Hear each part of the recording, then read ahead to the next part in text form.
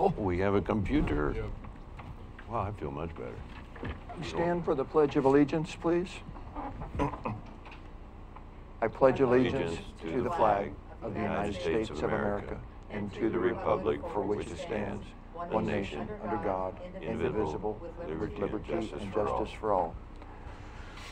Gotta slow down. Well, it's one nation under God, it's not one nation. Mr. Good Chair. morning. Good morning. It's Wednesday, November 8th, 2017. It is 9 a.m. This is a workshop for the Curry County Board of Commissioners. It was at Commissioner Boyce's, as I recall correctly, request. The prior meeting moved up an hour. To my left, we have Administrator Hitt, Commissioner Gold, myself, Commissioner Huxley. To my right, Commissioner Boyce, County Council Huddle, and to his far right, the administrative clerk for the meetings, John Jesuit. Mr. Chair, may I offer something? Hang on just a second, please.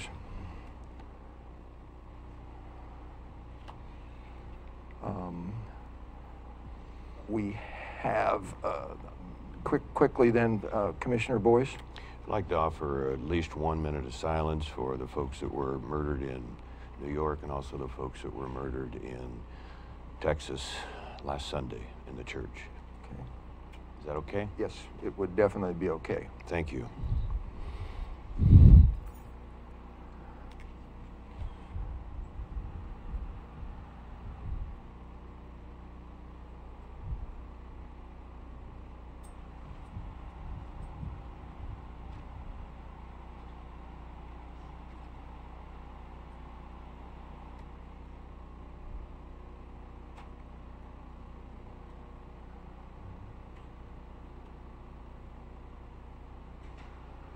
Thank you, Board.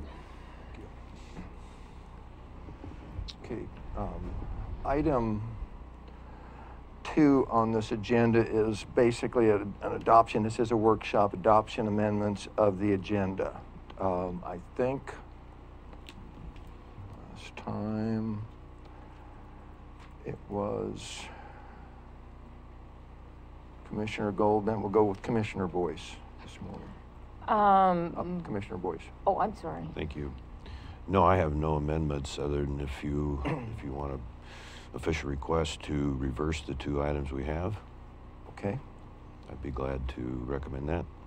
Okay. Are you okay with that, Commissioner Gold? Yeah, I'm fine. I just hate to see employees sitting here Okay, for hours. Did you have any other? Do you have any No. amendments? Okay. Administrator Hitt, do you have any? No, I'm good. Thank you, sir. Okay. County Council, anything? No, Mr. Chair, thank you. Okay, then none. Okay, then we will proceed. We're going to flip or reverse item 3, which is the House Bill loaning road funds, which is here at 3.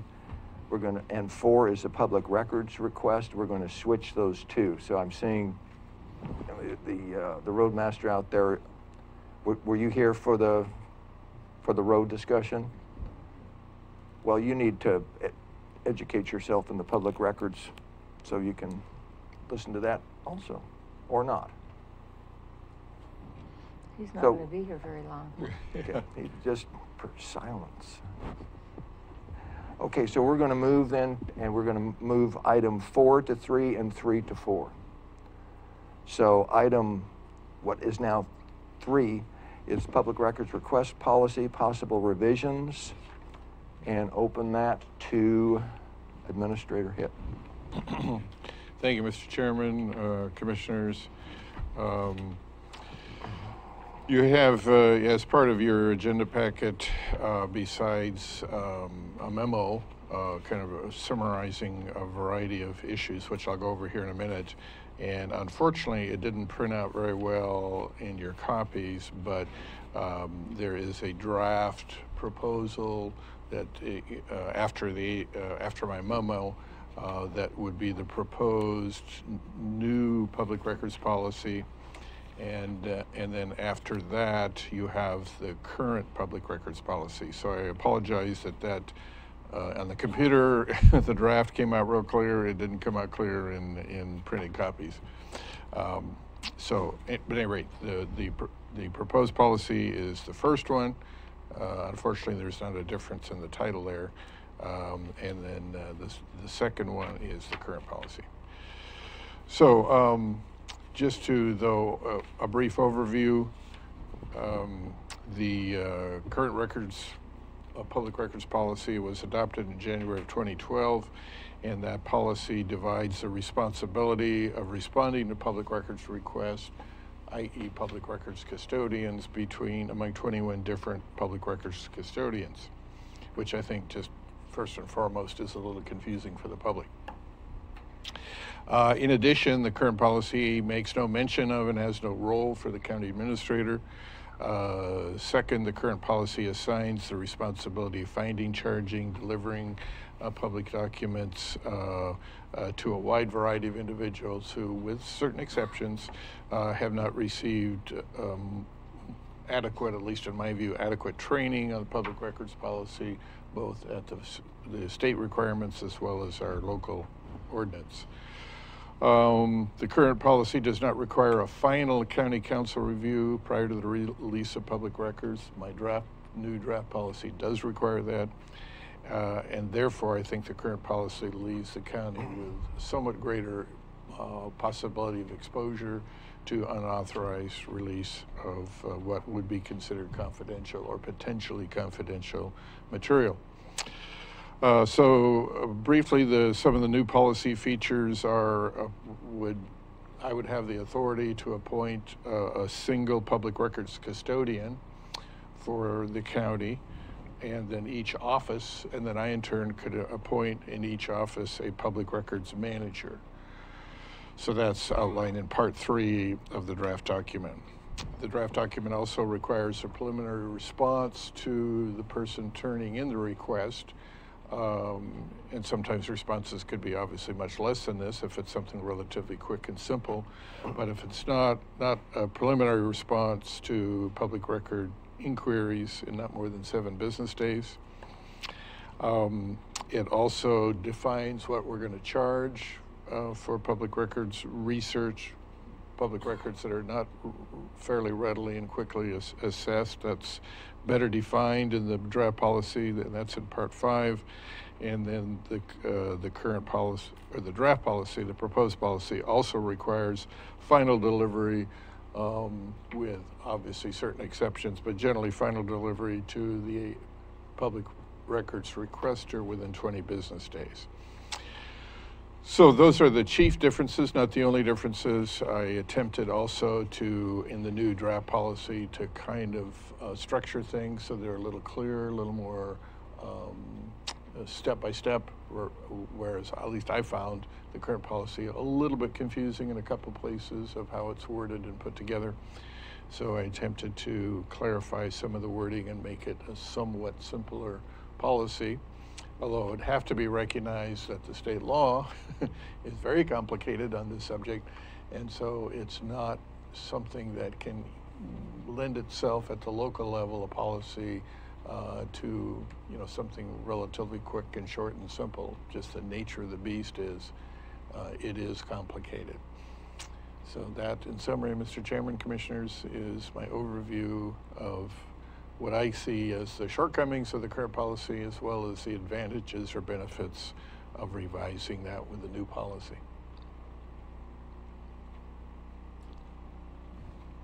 Commissioner Boyce, I think we'll start again. We'll go with questions that way back Okay. today. Commissioner Boyce? Just a quick question, clarification. Did you say a 20-day or 25-day response? 20 business days. 20 business days. That makes sense. Thank you. Yeah. Any other? Commissioner Gold? Good work. I had a couple of questions. Routine requests. I didn't ever see it defined, and you might want to make sure that that's defined, because routine to some people is different than routine to others. Okay, all right. We can And then another part, the fee estimate. do that. Yes. I'm thinking should this be more general because it's a policy rather than specific amounts, or I don't know, maybe that's... You know, I thought of that, and normally I would agree with you, and I normally don't like to call out fees in a policy just because that can be such a moving target. So I kind of wrestled with that one, and I could certainly be comfortable in going with either way. I thought the advantage of calling them out here, and obviously that it would require to be updated every once in a while, certainly not every year, but is that then there's no question somebody coming in and want to see our policy, then well, what is the county council going to charge? What is the hourly research charge? So I just thought for clarity's sake, it was nice to have it here. Well, maybe we should have something in there that the fees will be updated okay. every so and often could certainly or do something that. like that. Yeah, add that language. Okay. Those were my only two big questions. And then the time frames all fit in with the state law, I would assume, like the 7 days. Pretty sure. I did. That's the problem. Oh, we don't quite. Okay. All right. I think well, I that- think I'm at least close. No, when Okay. you mentioned Yeah. state law, Yeah. that's part of the problem. Yeah, I think we need to be real careful. Right, and I'll go like back the and- 7 days, I'm not sure whether it should be 5 or 7, because Yeah. I'd heard 5 and... Yeah, I just, well. So I and think we may need to say check on I that just, before we- You know, my thought is, obviously if we have to conform, if that is the state law, I just personally think if it is 5 business days, that's kind of unreasonable. You know, somebody drops something in on Monday and wants it by Friday afternoon. I mean, in many situations, it's not unreasonable, but it can be if it's a detailed, complicated request. You know, obviously, and that's the real challenge with the public records request from a management perspective, is that you already have a staff, you know, pretty small staff in every department who are tasked with a lot of work to do. And there's a part of me that kind of hates to see all that grind to a stop while they maybe engage in a very detailed, protracted records Well, I think the research. But we do it, obviously. We have to 7 or confirm. 5 days refers to letting them get an estimate or Yes, something. right. So In- it's in not this like case, yes, that all the would work just be has the to be estimate. done. Correct. Yeah, that's correct. Did you have any? No, I think that's it. Commissioner Boyce? My question got answered, that's all. Thank you. County Council, you want to chime in? Sure, Mr. Chair. I'm looking up the statute on the timing of that, but I think that's just basically editing. The one question I did have for the county administrator, and it is under processing the request, and so the hierarchy, or it's the county administrator will appoint the public records custodian, and each department is going to have a public records manager.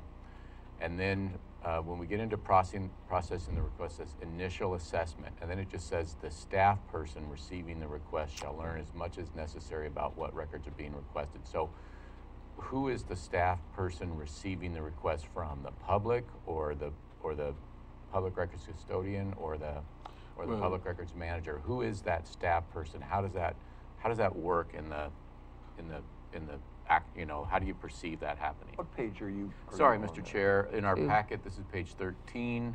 It is what's the page section on the- Roman numeral 5, page 2 of the draft Page 2, policy, okay. under the heading of initial assessment. Okay. And so I'm just trying to figure out, you know, who is going to be that. What does that mean in this? Because we have public records custodian, we have public records manager at the department level, but then what's the staff person element there? Well, I know currently, and Becky Ross is here, I know, Becky, you guys get probably most of them over in your office. So the thought there was that would be the person that had the initial contact with the member of the public. So the member of the public might go over to the county clerk's office, they might come to the BOC office, but let's say I'm the public records custodian, I'm not there, it would be John Jesuit. Or if they end up going to the assessor's office by mistake, it might be that. So the idea is that our staff would be trained to say, okay, you know, what are you looking for? And if it's something like, for example, it might be on our website, or a document that's just, you know, basically boom, right there available, or in just few minutes available, then that person would make that initial assessment. Or if they say, well, this looks a little bit more complicated, you need to submit a public records, written public records request. So that's my thinking there in that initial assessment. I don't know, Becky, do you have any further thoughts or comments on that? You want to come up, please? I guess my only concern is that the person that's going to be the head of this, the first contact person, right? Well, no, not necessarily, because again, in my example, if I'm the public records custodian, obviously I won't be available at all times. So somebody, and it may be a little difficult to train it'll be on the website, you know, public records policy, how do you make a public records request, who's the public records custodian, that'll all be there. But I'm concerned that we'll still get people walking in, probably mostly coming to your office, that will not have read anything online. Sure. Yeah. Sure. Yeah, I think our only concern has been that when someone submits a public record request to our office, whether it be for any of the other departments, they've started a dialogue with the county. Right. And then when we can get to it, and then we forward it on to the department, and from there, it's kind of up to the department. So Right. if it goes directly to the department, the dialogue gets better, I think. The response time, they can gauge their time better. And right now, we don't follow up on if anybody's Right, doing anything. right, We just kind of right. wait because it's really on them. But if there was a head person like you're suggesting, that would be awesome. Okay. Because then that person would know the rules that the state wants us to use and be making sure that it's regulated and followed. That would be good, Okay, thank you. right? Any more County questions Counsel? for Becky? Thanks. And so if I understand what Becky Ross just said, I think I agree with it. And I'll give you an example. We have a risk management policy where if somebody wants to make a claim against a county, like they trip and fell or something like that, it requires all claims to go to the county council so that the staff doesn't have to do any analysis. They don't have to try to make an initial assessment. They simply get information, give it to county council. I think what I heard Becky Ross say is this initial assessment, the staff should get the information, but it seems like, and I agree with this, then all requests should go to the public record custodian. The public should be given one person, one point of contact, because if we don't do that, then we have more than just 21 different people. We have however many employees we have, different people. So I would prefer to just have a one-stop shop for public records, and I don't know that the way this is being described or written does that. Well, I don't know if that's, and I didn't mean to reinterpret or misstate what Becky was saying. And then the one other thing that might be missing in here, I'm sorry, John Hitt, I can't remember if I saw it, but we currently have oh, there it is. We have the email request. This is on this Exhibit C on page 19. Again, that says, there's an email that says public records request at co.curry.or.us.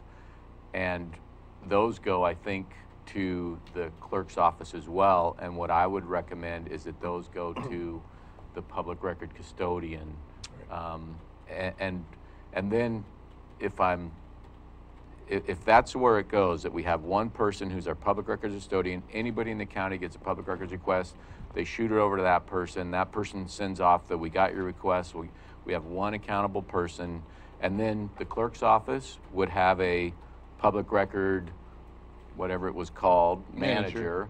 And that public record custodian would say, hey clerk's office, sorry, I don't mean to hey clerk, but anyway, would just say, Becky, Shelley, Renee, we have this request, can you help me find these? And so I see it almost as like the public record custodian is sort of like a project manager. I mean, it's a bigger fancy word for it, but and that, I think does a lot of what County Administrator Hitt's trying to do here is give the public, one person.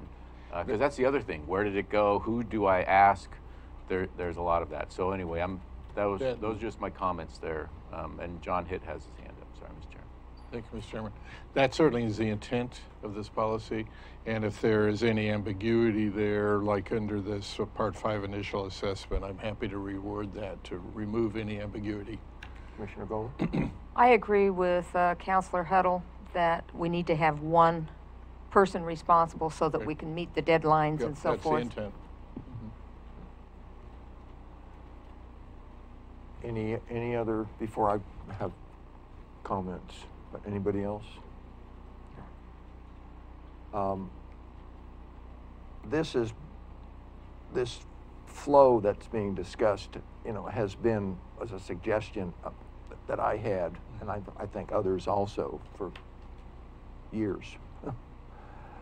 I went so far as to say that that individual should be under the legal department, okay? And I think it still should be under that department for that custodian. I have a question for both, well, for the administrator first and then for county council, but primarily for Administrator Hitt. Have you reviewed the public records request log that is kept in the clerk's office to see? It's very enlightening as far as it's a short log. I just updated a couple weeks ago. Went in and asked Becky Ross for the last year and a quarter or something. From 2012, it's to 2017. It's, I don't know, a dozen or so, 14, 12, 13, 14 pages. It's very telling because you can, as far as who and the types of records, and it might give you a completely different perspective. We have some people that say how difficult. Well, the procedures made it difficult, in my opinion, not the types of requests, not the types of requests at all. And many of those requests could have and should have, but there was no custodian per se, stopped right before they ever started, because we've had some, and a lot of it was because of, not everyone in every department that we're going to call a manager of this or a manager of that needs to be completely up, and educated on the public records laws. The custodian does, and as does county council and yourself. But if you would look at those, I would really encourage you to get a copy of the 5 years or whatever it is. Look at them. It's very telling. There have been many cases where somebody outside of the county, they get them not too frequently, because there's not that many requests that come in each year. There's just not. There's not hundreds of requests that come in every year. But they'll get these blanket, sometimes from people that are agencies, entities, private entities. They're after whatever. If you're crazy enough to waste a lot of your time, we're happy to ask you for it, and not charge and not pay anything. If you're happy enough to do that, they could have been stopped. Many of them never should have gone forward, because the public records law permits the counties to charge for research. And normally that will stop them in their tracks, or you give them an estimate for X number of dollars or hundreds of dollars, and certainly in some of these cases it would be hundreds and hundreds of dollars because of the magnitude, and it would never, if they're serious, that's fine, then you're paid to do it. But many of them would end it right there. I had a recent request from a citizen, a repetitive citizen, and they asked for, Becky's smiling, but they asked for vague information. It's like, if it takes you an hour, I don't have any problem with it as the requester.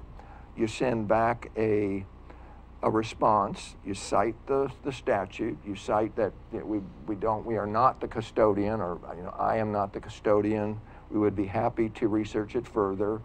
you cite the statute that you will be, you know, we have an obligation to do so, but you have an obligation to pay us for the time. So here's what it would be, and you never hear from the requester again. Many of them are like that.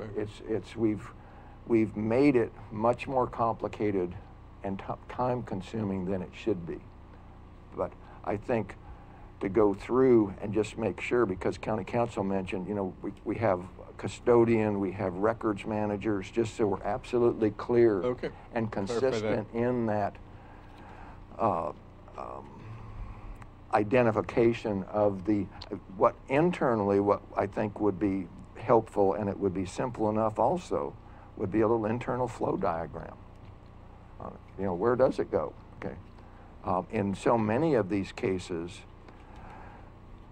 the custodian, again, to repeat, whom I believe should be in the legal department, okay, or the commissioner's office, but one of those two, and I think the legal department for sure, would be knowledgeable, and I'm going to say 9 out of 10 requests, they would know right off, hey, this is no problem, this is where I'll send it, they can send it right back, we don't need to have the attorney review this, it's a simple request, maybe 95 out of 100 instead of 9 out of 10 would be that way. It's a very large percent that would not require anything further.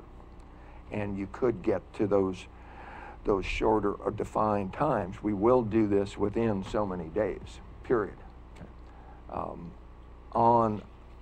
If you could just follow with me, if we go to page 2 of your draft, which starts with all requests to inspect. Okay, you get into Exhibit A or equivalent. You know, that can get a little, define what's equivalent. But if you go to Exhibit A, okay, I think what had occurred here was that probably you just copied, I'm guessing, what the existing document was. Two things I would strongly urge is that, number one, we make these a fillable PDF form. Don't have them retyped, or each person, well, where's the template? Well, I don't know. Let me go find that. So we're wasting time trying to find. You have a fillable PDF form. You can't by law demand or require the requester to fill it out, but if you make it easy enough for them, that's what they would fill out on it, that form, if it's a fillable PDF. Okay. We have in here, again, it's or a phone number or something also. You have that generic whatever on the last exhibit was public records request stat. Okay, but if somebody on this form or multiple forms that you have, if there was a phone number contact, so a citizen could, rather than email or try and figure out, okay, am I going to have to go in and talk to somebody? Just pick up the phone and call and ask somebody. Ask that custodian. Okay, put the one office phone number down. It says Public Records Custodian Department. Okay, but that would again be identified right there, where it's not now. Yep. While I'm talking about forms, there were some others here.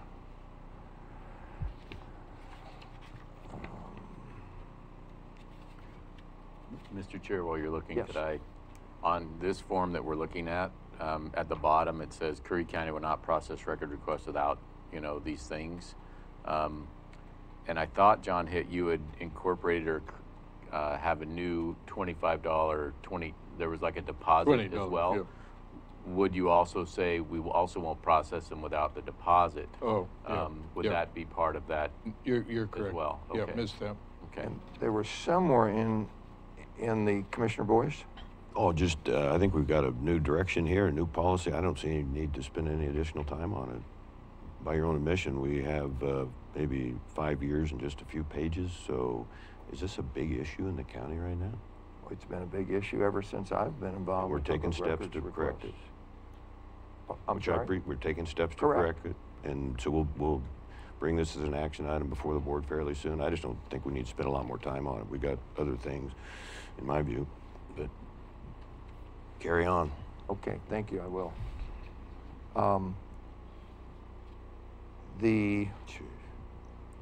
Okay, on page 3, while we're talking about, you know, under the fee estimate, the last sentence, and this has been the way it's been, but, you know, county website link with latest fees. That verbiage has been there for the last 5 years, but there's never been a link that you could go to look at the fees. Oh, is that right? Okay. And never on it, but it needs to be on there. It will save Right. all sorts of questions in the, so again, at the top of page, what I'm calling page 2, it starts all requests to inspect, to just see if you can do anything further, and we can talk, you know, aside from this meeting, you know, as far as giving a little bit more definition to equivalent. On the, where was the, on the number 6 at the top of that page, I had some issues with the deposit. I think there's some good things and some bad things about that. And, you know, one doesn't necessarily fit all. Right. If a person, and where did you come up with the 20? Because if it's 25, if it's over 25 on an estimate, or there has to be an estimate per the statute, if it's going to cost the requester over $25. Right. Well, I thought of 25. I just thought $20, particularly if somebody was coming up in person to fill out this form and or turn to it weed in. out the serious from the not serious. Yeah, Is that, yeah, and I also look at played that with as played with $10 and well, as the yeah. main reason. Yeah. Are you serious? Yes, If you're not, exactly. Plus, you know, clearly, obviously, if we spend less than 20, we're going to refund well, the sure, difference. Yeah, sure. yeah. But I think that would, you know, That was the idea. amount would separate those that are serious and those that are not. And again, some further expansion in the text here as far as what the rights, or not the rights, but the chargeable fees are for searching, and that there may not be any records. And there's a statute section or subsection in there that says you may not even receive anything, but we're not going to spend an hour of staff time looking for something that isn't there and not charge you anything. Right, correct.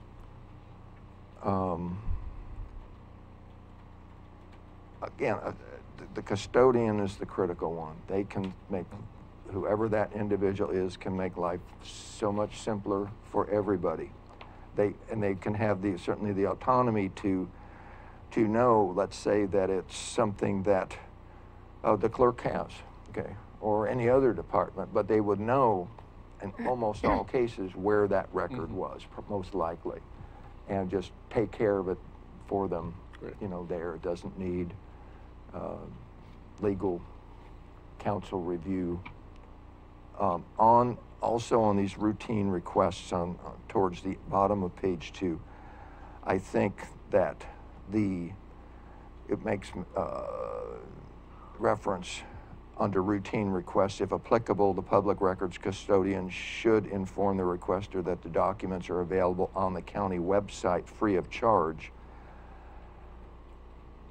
I assume you're referencing the commissioner's journals when you do that. Then I would put the link to the commissioner journals right there. Okay. Or When you somewhere say incorporated. in this form when it's posted on, Well, in what the policy. I mean, in the policy, yeah. If- We can if do that, our sure, absolutely. County council. Sorry, Mr. Chair, it could be a lot more in commissioner journals, like if they wanted copies of, you know, planning department documents. I mean, Sure. So I think if we try to do, Well, they reference the clerk's office. Oh, though. I see. It referenced All right. the clerk's office, Okay. and in the clerk's office, okay, with the commissioner's journal, you have around 15,000 public records that anybody can search and come up with. There's probably about at least 15,000 probably now, well over 10,000.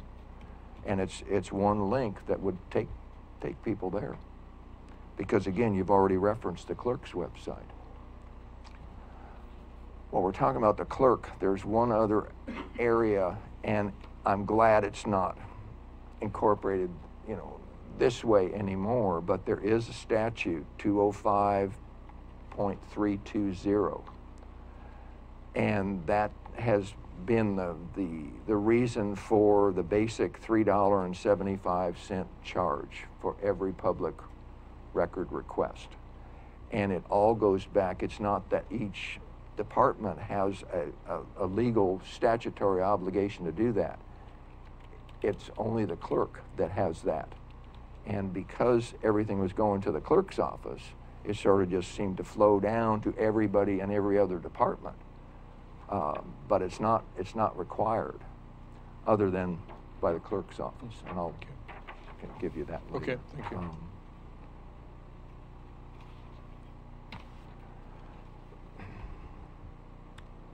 On page, what I'm calling page 3 of your draft under County Council, I had some issues with C. Because again, I think this is such the exception to the rule. What it's saying, we're saying, in addition, the public records, or in B, the public records custodian shall consult county council whenever the request raises, unusual questions or concerns. Okay. Then C, prior to release of the public records request, the public records custodian shall submit the records proposed to be released. Now, again, at this point, there's already been payments been received. Okay, and that would be back to the flow diagram. What internal might help there. For county council to review and possible redaction, county council review shall be assessed at a rate of $3 per page of documents, or $50 per hour.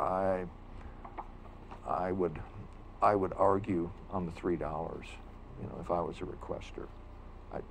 In what sense you mean that? I would say that that's pretty pricey, I think. I can see an hourly charge or a portion of an hourly charge versus a per page. Yeah. What got missed here was the lesser of.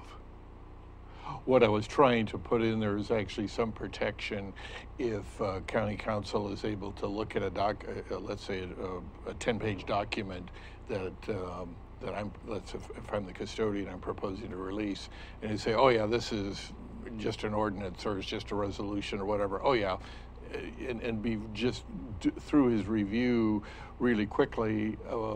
That way we have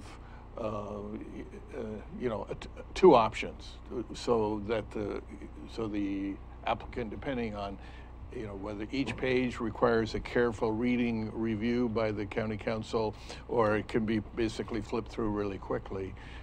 So the intent there was to add whichever is less. So I can certainly do that on the final Or could you not, though? Could you just do it on a per or a quarter hour, based on $50 per hour on an hour review with let's say a minimum, or not even a minimum, of a $50 rate versus get into a per page review? That would be another option. County Council, you have any comments on that? Yeah. I think currently I just track time and factor in, the existing hourly, which I thought was $35 an hour. I'd have to double check, but I just look at real time, and I bill legal standard as the 0.1, so in 6-minute increments. Oh, and then okay. I just submit that, I think I give it to Brenda, and she puts it in the pipeline. Okay, I didn't realize he billed in that of increments. Yeah. Okay, we can just strike that. And again, I think that's going to be the extreme exception to Agreed. The norm in a public records request. County Council.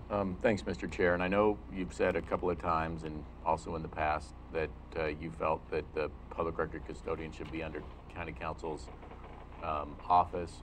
I think when I read through this, this satisfied, my concern. It sounded like this was going to require legal review on almost every request response. So it didn't.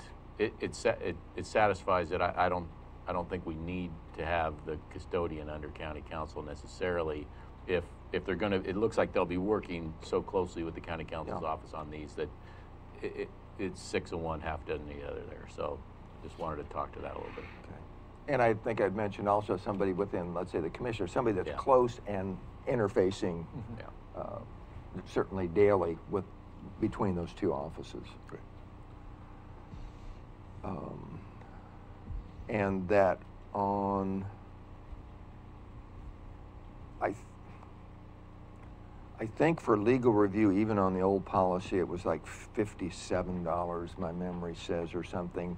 The one I think the county council might be referring to, and if we go all the way down to the bottom of page 3, it says labor charges of 40 per hour. I think it was 39 or It was like something we like that. established a rate. But that's We've for, established. yeah, we just established a rate, and then in quarter-hour increments. But to their add to that, the charges may apply even if no records are located. And there's a Okay. specific recital, if you will, in the public records manual to that effect. And again, that if it were in here and if it had been used in the past, it would have saved a lot of time.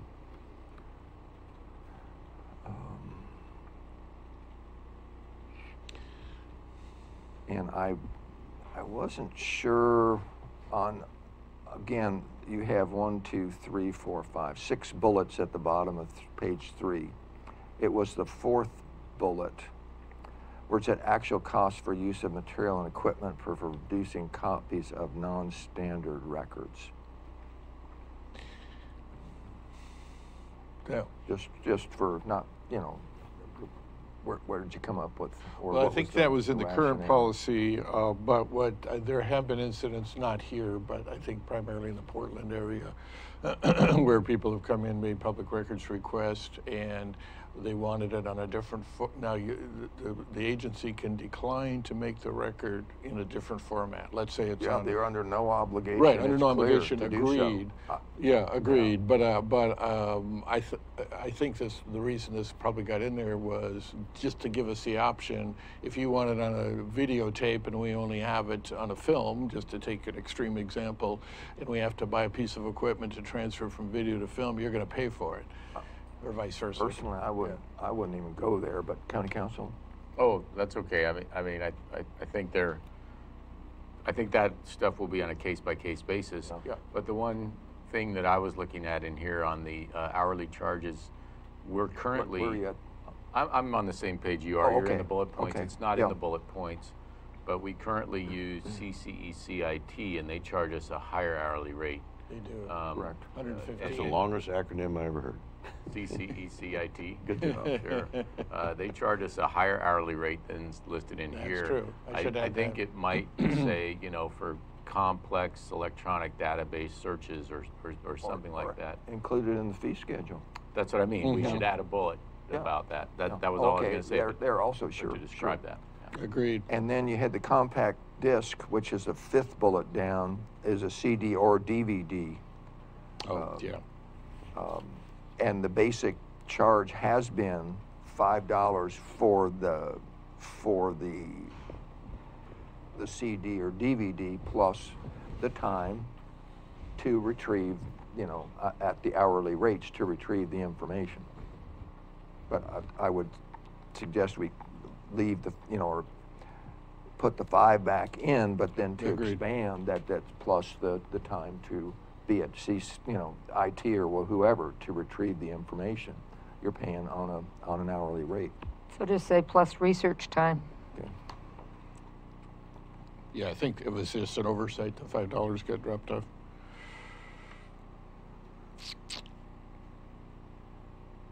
And I guess internally, if you go to page 4 on the second under requester confirmation and payment, on the last sentence there, it says, when performing these duties, a public records custodian or her designees shall track the actual time. Okay, so if they're getting into that, okay.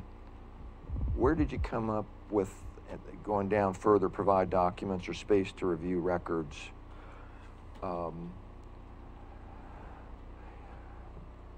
I think it was great that you first specified that I think it was the 5 days, you know, to initially respond, or six business days, or seven business days. Yep.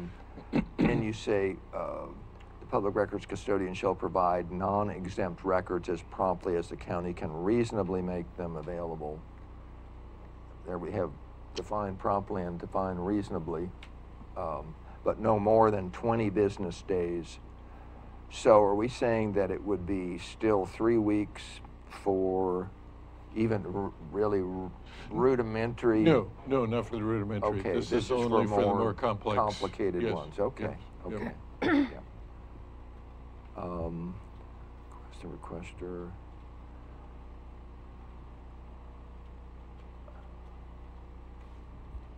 And again, internally, it's going to,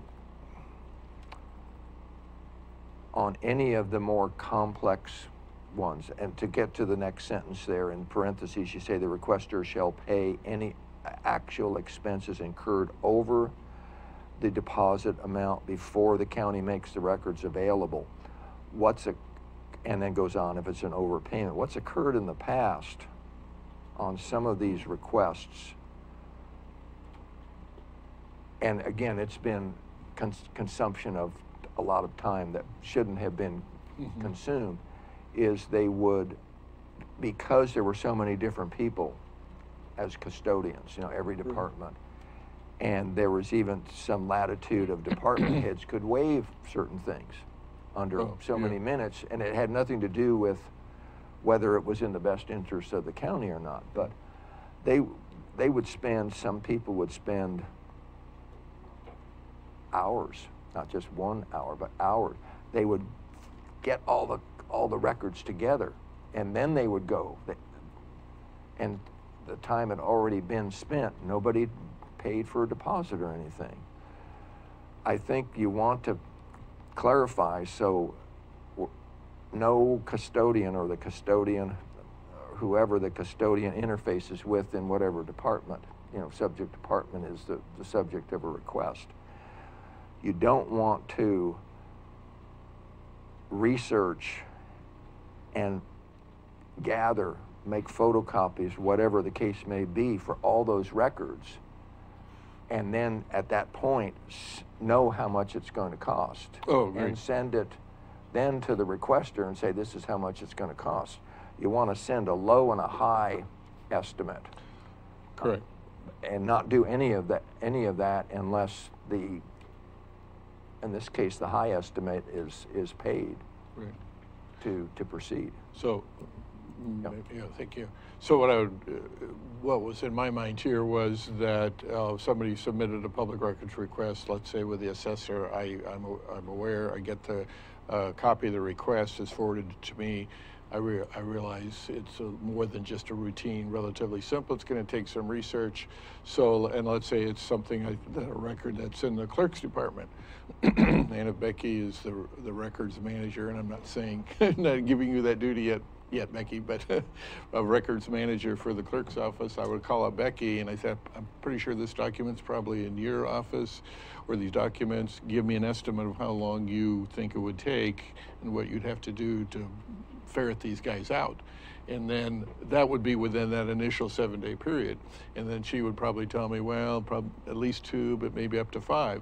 So yes, so my estimate within that 7-day would include, well, it's going to be the minimum of this, but quite possibly could go as high as. Are you going to Exhibit B when you say, yes. Isn't that what's created at that point? That's correct. That's exactly correct. And I also would highly recommend that we use a fillable PDF form on that. We can do that. So that all the forms are the same. Yep, please. I would like you guys to consider that $20 deposit thing. Seems more complicated than, say, and also our office, people have access, they can come in, so they probably won't go through you, but so say somebody asks for something and it's only $4 or it's $4.25, and then we have to refund their money. And if it's only coming through email and it's coming from out of a state, a different state or something, we're gonna have to file a claim to send back their money because we've received in this money. And also the whole government thing is we're taking in 20 bucks for actually nothing yet. I like the idea where you're gonna say it's a high and low. So it's gonna be somewhere between here and here. Is this something you wanna get into? Do it that way instead of receiving money from somebody and then, you know, we don't come through with it, and I don't know.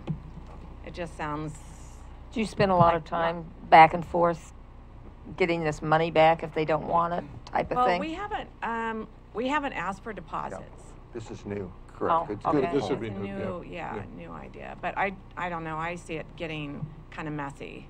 And finance office has to get involved in that too when they want to send the money back. And I don't know how you're going to do that. But Maybe you could work, you know, close, you Right, know, right. outside of the meeting here with, Right. with Becky on Yep. that also. Yep. But good point. Okay. Yeah. it could be this or somewhere here. Right. And if they say yes, go forward. Then collect the fee, You know, the it's not like deposit. you guys, they don't. It's by the time you get a response to them, but I like the 20-day and the 5-day because it's sooner than later. Mhm. Because later, sometimes they're like, yeah, I moved on to something else. Yep. So, that's, And on that form also, Exhibit B, I would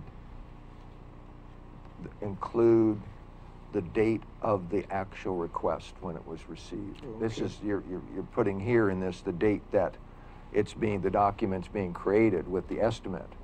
But to put, so we're on notice. Yep. And if it's longer Yep. than that, the flag should go up. Why? Why did it take longer than That's that? right. Okay. Yep. On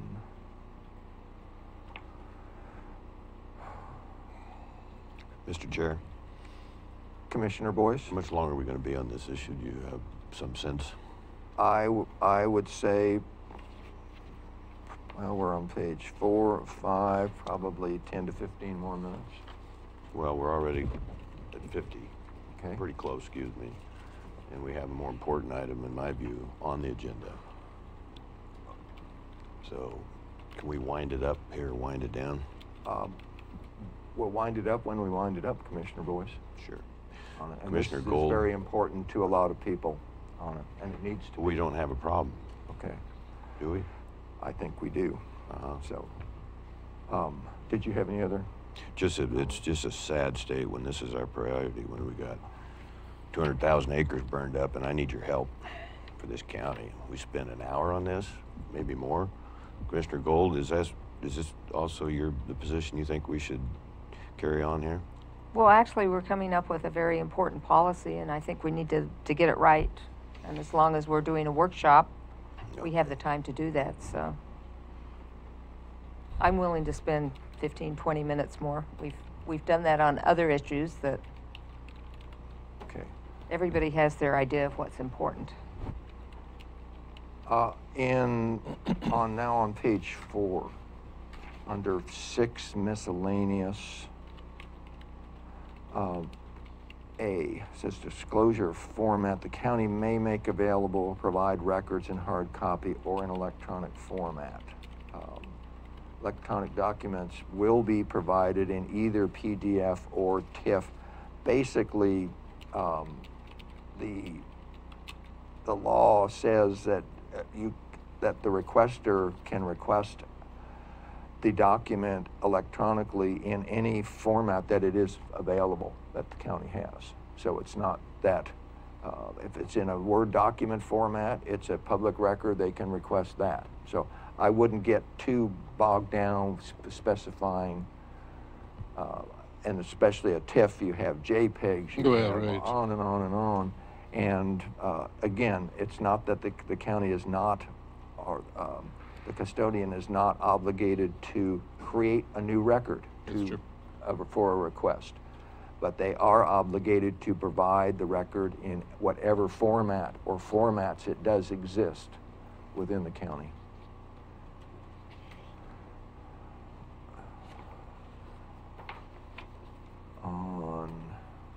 Again, and if we go to page 5 of the document, this makes reference to, on D, the request log. which again is very telling on it. And to repeat, would encourage you to get a copy and look at that. And I think it needs some rewording in the request log, given that there would be a custodian, a specific custodian. And I wouldn't, well, I guess you could, I wouldn't go so far in the policy to say the request log and all associated records shall be retained in accordance with the Oregon State Archive schedule. Was that probably in the original policy? I believe it was, yeah. I don't think it's necessary. And county council can, you know, whenever, you know, outside of the meeting, you know, comment on that. Thank you. And each department confirm their applicable record retention schedule with the Oregon State Archive. I'd remove both those sentences. Under E, resources, it's now the 2014, and I'm not sure if that's a good link anymore. And the 2018 is scheduled to come out hopefully the first quarter. It's in the final draft stages now, and their hope is that it will be out the first quarter of 2018. I was going to follow up with John Hitt off after the meeting on that as well. Okay, and I have some additional. They are looking at actually changing the wording in the Public Records Manual. They all agree. I've communicated back and forth with the archivists and the DOJ fellow that's responsible for making the changes, and they agree that it needs to be changed. So that's a good thing. On other F, district attorney, there is also, yes, if a request is denied to provide a record, the individual requester has the option to ask for review from the district attorney. I'm not sure what the statute is yet. We're missing a couple of numbers here. ORS 192.4. Or something. And they also have a form that they have. And even that would be great to include here and create a fillable PDF, you know, although it's probably, it might happen once every few years if somebody requests it, but have it there, have the form. I think you've worded this, drafted it, so those things can be changed without bringing the policy back. Interface with the DA and have that. That would save them going back to their research to find where it is and then send a mediocre photocopy to somebody that wants to do it. Just and Exhibit A.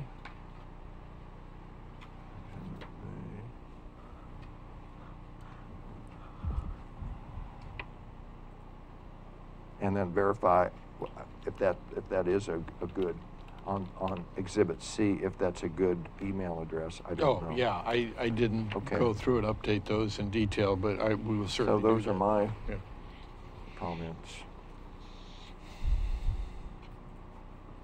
And I'd be happy, you know, again, outside of the meeting, when you do get all those changes, if you send us individually a copy and then, you know, meet with you and or county council to go over all those changes, because I think there's a lot here.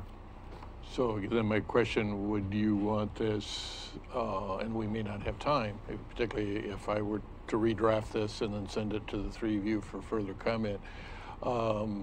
So I don't think I'd have time to put this on your November 15th. Oh, no. Yeah, no, okay, so you're okay with a later meeting? Whatever time is needed to do it right. Okay. That works for me. Did anybody else have any comments, or Commissioner Boyce? No, just these two gentlemen are $50, $60, $70 an hour plus, and I just see that as very invaluable time. Almost a waste. They have a proposal. They've worked hard on it. We need to just get it done. And it's just sad to see that's where we spend our time for, yeah, almost an hour. So, a mild protest, Mr. Chair. Protest. Very expensive. Becky, did you have any other comments or suggestions? Or, okay, and you certainly feel free to Yeah, thank you, interface. Becky. I think that would be a good way to do yeah, it. good input. Thanks. County Council, anything or no? Nothing further, Okay. Mr. Chair. No? Thank you. I'm good, Okay. thanks. Thank you. So,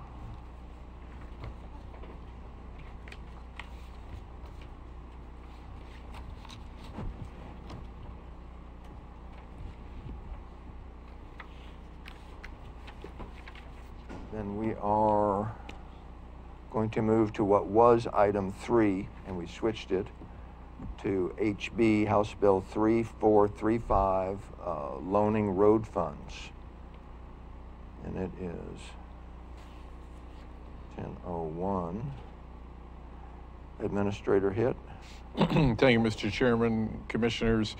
You have in your agenda packet, besides an introductory or overview memo, you have the actual copy of House Bill 3435, as well as a copy of an email that I believe was sent to all of you, or at least to John Huddle, from Representative David Brock Smith, as well as the Legislative Council, concerning the Legislative Council's opinion regarding the efficacy of any potential citizens' vote on this matter. In summary then, House Bill 3435 grants to the local governing body the authority to lend to other governmental agencies, port districts, school districts, etc., monies, and it says from federal sources, in the county load fund. The only limitation of such lending, at least in the bill, is that that it cannot exceed the debt serviceabilities of the receiving district. The district or agency getting the loan must demonstrate the ability to service that debt, i.e. sufficient tax revenues to pay the debt back, and that term of the debt cannot exceed 20 years. Curry County currently has approximately $33 million in its road fund, earning a blended rate of interest of about 1.46%. There are, based on the discussion we had last time, other Curry County governmental agencies that either are in need of long-term funding, and by long-term here I mean 3 years or longer, or have existing long-term loans or bonds at relatively high rate of interest. Curry County could, if it chose to do so, provide some form of debt relief to those agencies that either are looking to obtain funding that they can't obtain on their own, or already have funding, but it's a very high rate of interest, assuming they could pay that higher rate bonds or loans off and borrow from the Curry County Road Fund at a lower rate of interest. And again, I already mentioned there's some question as to the efficacy or ability to bind an initiative or referendum if approved by the voters. So the options are direct council to proceed with some type of ballot title, and you would have to kind of give him direction as to what exactly that ballot title might call for, that could then be submitted to the voters. Due to required advertising, that would have to be done at the very, very latest by February 16th. Obviously, you could take no action, just let the existing situation continue. There's certainly no obligation in that bill for you to, at some future time, approve any road fund loans. You could direct staff to prepare an ordinance for consideration at a future meeting that could limit or circumscribe any potential future loans, i.e. as far as the term of the loan, as far as credit value of the person or the agency, not person, but agency requesting the loan, as well as minimum interest rates, etc.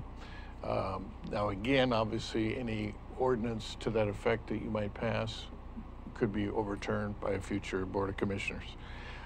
Or you could direct staff to simply obtain more information, find out what agencies that are currently in Curry County that might be interested in such a loan, how much, what their borrowing capabilities are as far as credit ratings, as far as available revenues to pay back any such loan, and a potential term of loan that they might be interesting or they might be appealing to them, as well as seek further information about what the other counties that are eligible to make these loans that were included as part of House Bill 3435. That is Klamath counties and Yamhill County. Klamath County, Yamhill County. So those are, I believe, the options before you. My recommendation is basically give staff some more time to do a little bit more research on this, perhaps bring it back either for additional workshop discussion or at a future General Board of Commissioners meeting. Time frame for that, in my estimation, would probably the earliest we could bring back anything substantive to you would be December, and maybe even more realistically in January of next year. So that's all I have. Commissioner Boyce, have any questions or comments? Yes, thank you. When you say maybe additional staff time, what specifically would you be reviewing and researching there? Would it be for a vote before the people? Is that no? The purpose of a good question, Commissioner. Thank you. No, the purpose of my doing research would be to contact other governmental agencies in Curry County, basically an inquiry. Would you be interested in a possible loan fund road? If so, how many dollars might you, interested as in right now, that is, how many dollars would you think you might want? Or is there existing loan that you could pay off at a certain rate of interest? What is that rate of interest? What would you think would be a comfortable or a feasible, practical rate of interest for you to pay us if we were to make you a loan fund?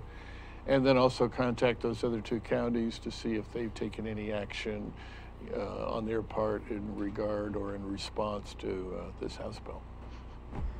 I don't think it would take a lot of time. I mean, you're probably talking, I'm guessing, maybe all told 6, 7, 8 hours of staff time. Running by the other counties, I think, is a very good approach, and I will actually be doing that a little bit. And they seem to be fairly enthused right now between Yamhill and Klamath. I'm a proponent of this bill. We're, if I may, Mr. Chair, we have some serious problems in our county, and one of them certainly is we're an aging community, the 56-year average or median age. One of the biggest problems we have is no emergency services in South County. And the notion that, if I can be very direct, the notion that somehow we might have a hospital in South County, satellite or otherwise, just isn't going to happen for years and years. Certainly the argument can be made that 20 years ago, yeah, with the population down there, perhaps the hospital should have been in South County, but now we have a fabulous facility. I see there's an option and an opportunity to bring the county together. This bill was designed to give and assist the road fund reserves with a better return. Just a few months ago, they were getting, what was it, 88 or 0.88 of 1%, and getting a little better now, like 1.2.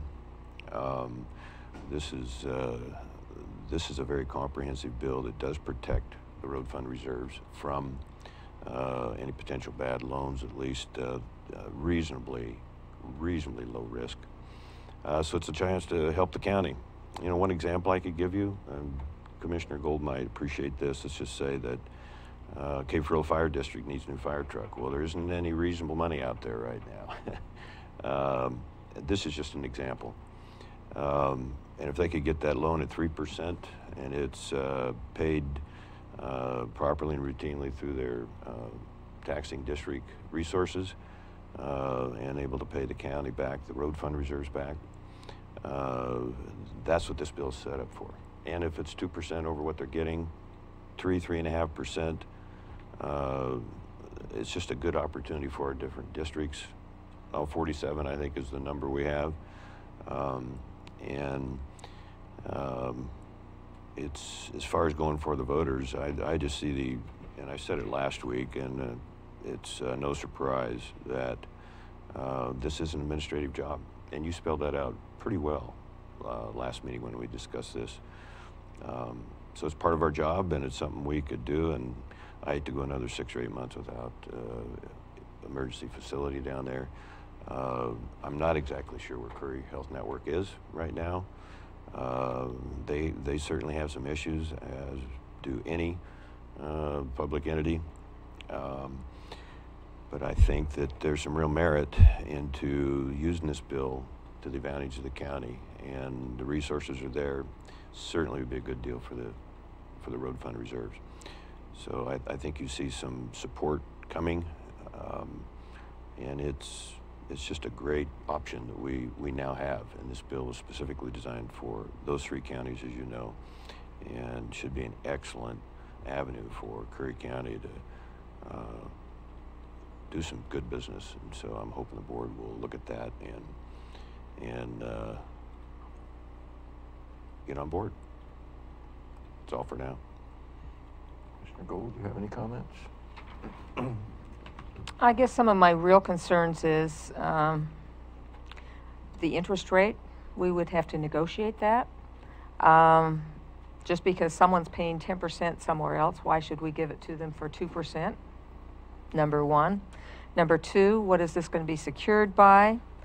What is the credit rating of the entity? I would also like to see if any loan were to be put out there, it needs to be a unanimous decision by the board and have some sort of in that ordinance or whatever we put forth, either a maximum amount that we loan or percent of the road fund that we could loan. And I'm also concerned about the term of the debt. And one of the reasons I'm concerned about this is because if we had an event in Curry County where the road's washed out or whatever, and this happens all the time, if we have our money loaned out, we can't get that money back to take care of our roads. So I think we have to be very, very careful on this item. Yep. Any other comments? No, I think I've said it all. Commissioner Boyce? Well, I don't agree that it happens all the time. Yes, we had a major fire, we had a major sinkhole, but if it's something that disastrous, let's say the Pistol River Bridge, which definitely needs repair, maybe even replaced. If that bridge goes out, FEMA will step in. That's their job, and it's not that we're exposed at an unnecessary risk there. So why would we go to a taxing district and give them a good rate of interest? Because we have solved problems, because we have to help them. And there's a lot of them need help. Yeah, the whole idea is to give them a loan that's workable and solves their problem for them. And as a board, we have that authority to set that rate. I do like your idea of perhaps unanimous on that. I think that certainly has merit. I think that's all I have for now. I think this is sound business. I know the county doesn't really want to be a bank, nor does the county road department.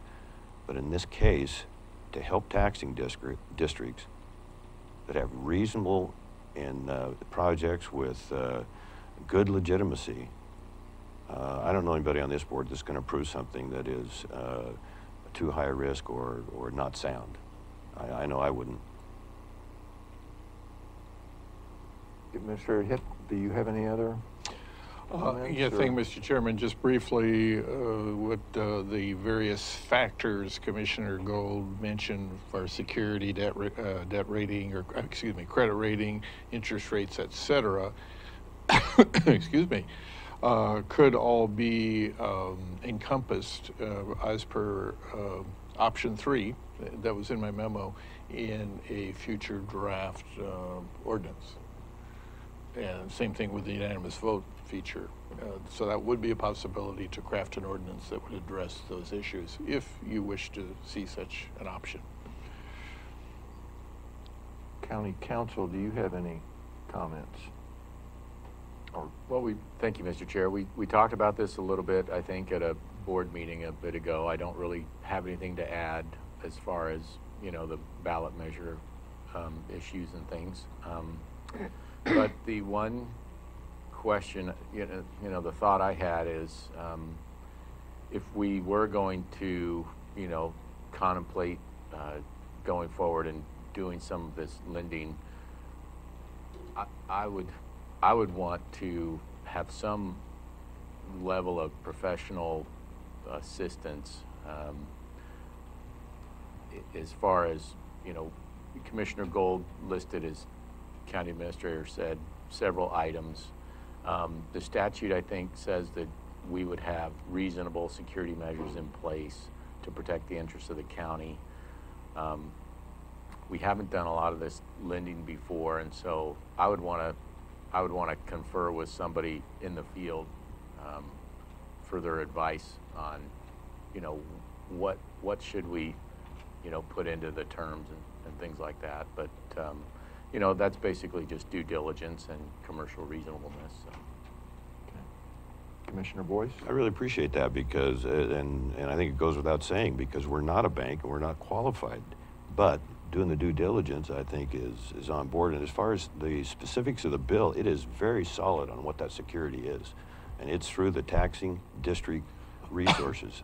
And I don't, we have a 10-year, and that could come back. We're not doing that right now, but the road fund reserves have been under 10-year CDs in the past.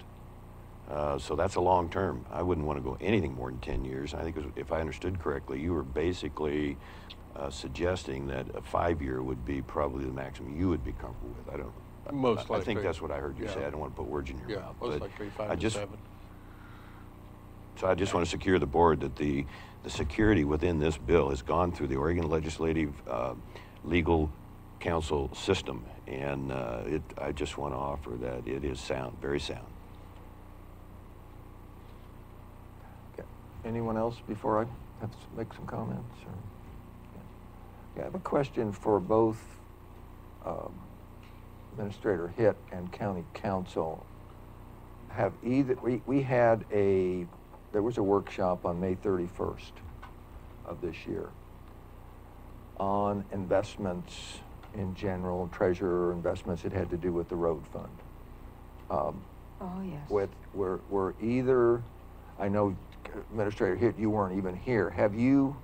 Are you aware of that, and have you viewed the 40-minute video on that particular topic and reviewed and read the about 30-page PowerPoint presentation that was presented by primarily by the finance director / treasurer of Jackson County? She serves a dual role. She commented that she was confident in investing their funds in certain ways because she has a master's degree in finance, okay, as the treasurer and finance director. Are you aware, or have you seen those? Thank you, Mr. Chair. Commissioners, no, I have not. I would. Well, let me add just one thing briefly. Encourage you. I would agree, and I will do that. Okay. But let me add too, I have had several discussions with the county treasurer, so I at least have a handle on what her investment policy guidelines are, and I also have a handle on where the fund, or how the funds are currently invested. And before I ask the question to County Council, because he was not present at that meeting either, okay? When you say you've recently talked to the treasurer, as far as there's a standard state pool that has typically been where those funds have been invested. Is that what you mean when you had spoken with her on that, or? Right. They're all there except for $2 million, which are invested in short-term U.S. government bonds, So which mature, I think, in like 18 months. That was a result of the presentation, I take it? Well, that was my understanding, yes. Okay. I don't know that for sure, but. That was very recent conversation that you had? Yes, probably, week to 2 weeks ago. Okay, Yeah. okay. just put a note here. Were they short-term or long-term bonds? Short term. Okay. As I said, 18, I believe it was 18-month maturity. Okay. I wouldn't touch long-term bonds. Well, I wouldn't either. Wouldn't touch them. In fact, I'd be real suspicious of short right now.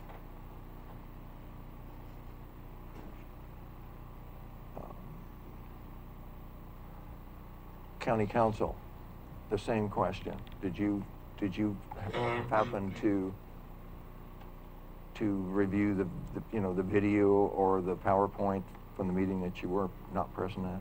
I did not review it, Mr. Chair. Okay, I would. I will get you. Here's the PowerPoint, but I have the electronic version. It gets into, and also in this, there was a recommendation by as I think the finance director / treasurer said, you know, one of the trusted financial entities that she uses, one of 4 that Jackson County uses for their investments. The specifics, it gets into the specific statutes, ORS 294, but more specifically 294.035, and then that refers to a few other within 294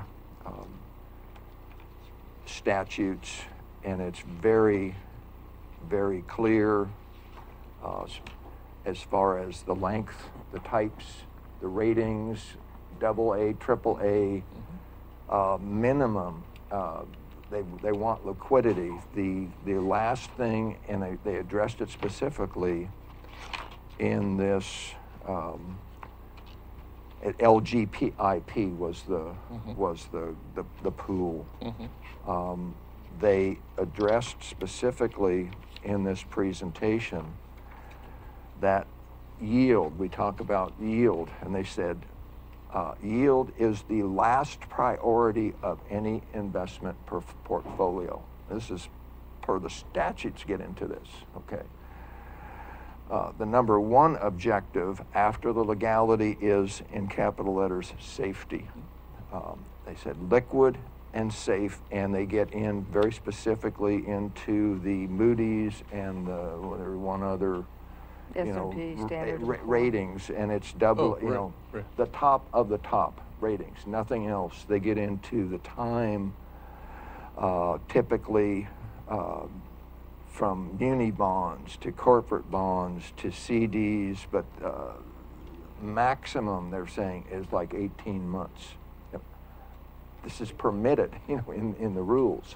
It's that stringent as far as the requirements. It's well worth reading on the chapter 294. There's 035 subsection 040, 135, 145, and 155, and these are referred to in these readings also. And the again, I can't overemphasize their emphasis and reference back to the statutes. What is a acceptable risk? And it's little to no risk. And most of these, they also require that there be government, that they be a lot of them be insured on top of that. And you get that sometimes in your municipal bonds, where you buy a AA or AAA, and you pay even sometimes a premium to buy only AA, AAA insured bonds because of the safety. But the concern here, we've talked about, as long as they're able to have the available income as a tax district from taxes, but you can have some of these tax districts, such as the hospital, it's been referenced, so I'll use it as an example, that are unable to borrow any additional money from any reputable legitimate, not very reputable lending, or financial institution because of the amount of debt now and the capacity to service the debt. But so I encourage, highly, strongly encourage that you review these, because I think it would lend or paint a little different picture on what we're talking about as far as who you loan money to, because you are investing, in a sense. You are investing the money. You hold yourself to those same conditions, and I expect that would be the case here. This legislation doesn't say you can just loan to anybody. Of course That you hold to the same conditions, and that would be extremely limiting in the number of public entities that would be capable of that would meet those minimum requirements. So that would be my request. Administrator Hitt. I will definitely review that presentation. I'll definitely carefully review all the ORSs, and obviously whatever the ORSs say, we obviously have to follow, and would follow and will follow. Let me just make a generic comment, though. I've been involved with municipal bond issuances on both sides, on the investor side and on the municipality side. Lots and lots of them over my career. And I totally agree with everything you're saying in general principle. Obviously, you want to focus on safety first, no question. You want to be very aware of what the credit rating and ability to repay of the institution or organization you're making the loan to. But with that said, yes, there are potentially insurance options. You already mentioned that. But there are, and whether we could apply them in a road fund loan or not, I don't know, but I will certainly find out. If that's, at least in theory, it's an option. It may not be practically an option. And the second is just a general observation that while there have been some famous municipal bond defaults in the last 20, 30 years, the actual percentage of municipal bond defaults is very, very, very, very low. So, and again, any underwriting organization, whether it be Merrill Lynch or whoever you want to pick as a municipal bond underwriter, obviously they go through these steps. That's why the percents are so low. That's why the percents are so Exactly. low. And I would expect that if we were to follow a similar policy, we would go through very similar steps. Yep. Commissioner Boyce. Did you have your hand up too? No, I was just scratching. Okay. Commissioner. So I don't know. Go there. Commissioner Boyce? I'm not sure. I don't think you're speaking for Curry Health Network, but I don't think we know the inside baseball on exactly where they are financially. If we're looking for absolutely no risk, that's not how life, business, public entities work. There will be risk on anything. What we do know is that people in South County, 14,000, trying to get to Gold Beach or Crescent City in an emergency situation, some of them will die because we don't have that available on Fifth Street. I don't mean to be a dog with a bone, but it is available, it is ready, it just needs, maybe $1 million, maybe $2 million maximum out of a $33 million project that is well secured. I can't imagine why we wouldn't take a very serious look at that. And that's what we're hired to do on this board. That's our job. Thank you. Any other comments? Or? No. So do you want some direction? Oh, yes. So I would prefer there's really three possible ways of direction. If you want to proceed with some type of voter referendum or initiative, then that would be option one. And to have John Huddle prepare some type of proposed ballot and referral for you, and it could be even several different options of ballot titles or ballot referrals. You could take option three, direct staff to prepare an ordinance, which would include many of these sideboard restrictions and limitations that we've already talked about today. Or you could take option four, just simply direct us to get some more information, A, as to what other counties, the other two counties may be doing in this regard, and B, maybe contact some of them like the Curry Health Network and some of the other ones that may possibly be interested in borrowing, and under how much, what terms would they find acceptable, how much interest rate would be that would be of interest to them, and then maybe also get some preliminary information at least as to their creditworthiness, their ability to repay, that kind of thing. So that would be option 4. Or whatever option you guys Commissioner Gold? want to direct. I think option 4 is kind of putting the cart before the horse. I think we need to come up with specifics in an ordinance, Okay. what we want in that ordinance before we even go out contacting individuals or entities to see about loaning them money. Because I would want to see an ordinance at the very minimum. I'm not sure taking it to the voters is the best route right now. It would be nice to know what they think. I'm but would it be we're ultimately the ones that make the decision, and whether if new commissioners come in, they could override any ordinance, of course. So, and certainly they could override the voters' preferences. So you want to be clear, a little bit clearer I then think for us on? going for an ordinance with specific specifications, maybe having, if we're going to vote on a loan, having it be a unanimous vote. Talk about interest rates, how the loan would be secured, what about their credit rating, all of this that I mentioned earlier.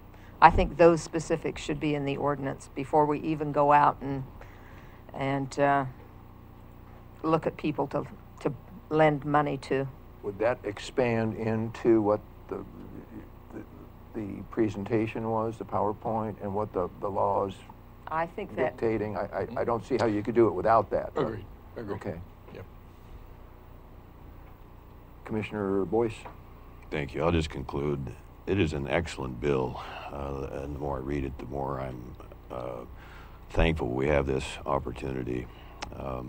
As far as going before the citizens, just a little bit of caution probably isn't the right word, but just a little insight. Let's go back to the Cape Frillo Fire District, and they needed $300,000 for a new truck. A fire truck, or whatever they need to do to improve their facilities. We want to go to the voters every time on something like that. That's why I think that's our job. And again, emphasizing the minimum of 6 months on the assumption it would get voter approval, and then we would ultimately have the final say anyway. So I'm just going to implore the board to look closely at this law, the security that is with it, and look at how we can help our county. It's a great opportunity. Thank you.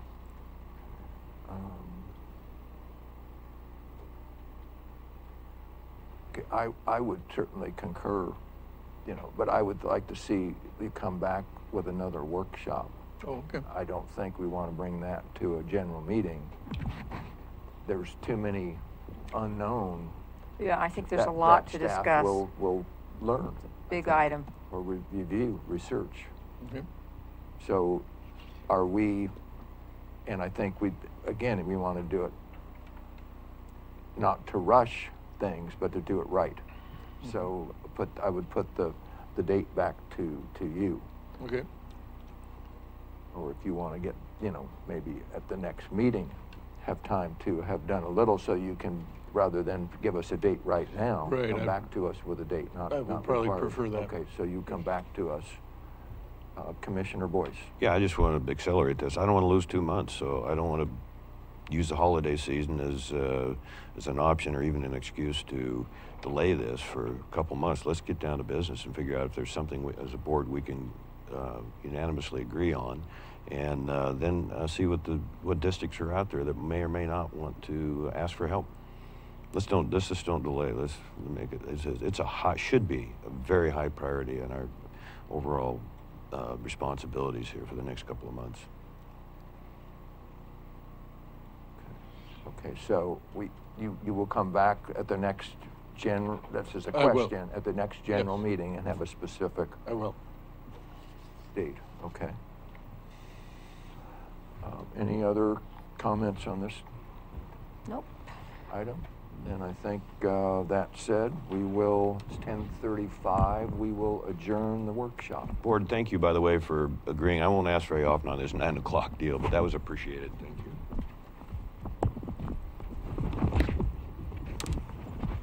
Did we get out soon enough for you? Okay. Let's see, you were a little anxious.